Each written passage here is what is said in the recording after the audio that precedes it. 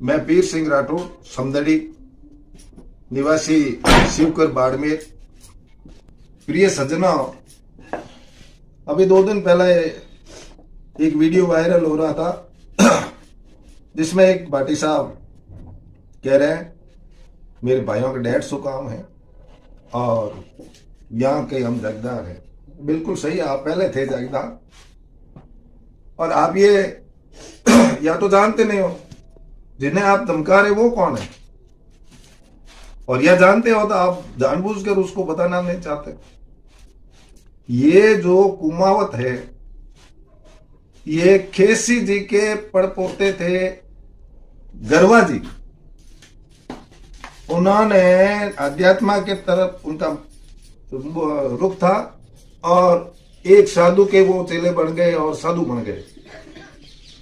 आश्रम बढ़ाया, वहां पर उस समय के कई राजपूत आते थे और उनका बहुत अच्छा स्वभाव था और लोगों से मेल मिलाप था।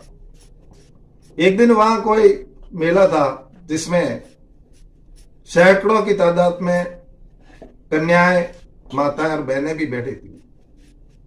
उनके सामने 5 साल, 7 साल, 10 साल, 12 साल की कई कन्याएं जो विधवा के वेश में बैठी थी।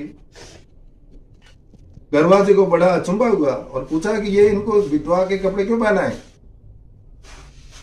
कहा साहब इनके शादी बचपन पे हो गई थी लेकिन इनके सबके पति युद्ध में मारे गए इसलिए ये विधवा है।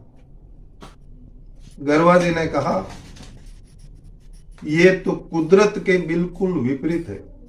इन बच्चियों ने न उस आदमी को देखा न उससे उसका छुआ भी,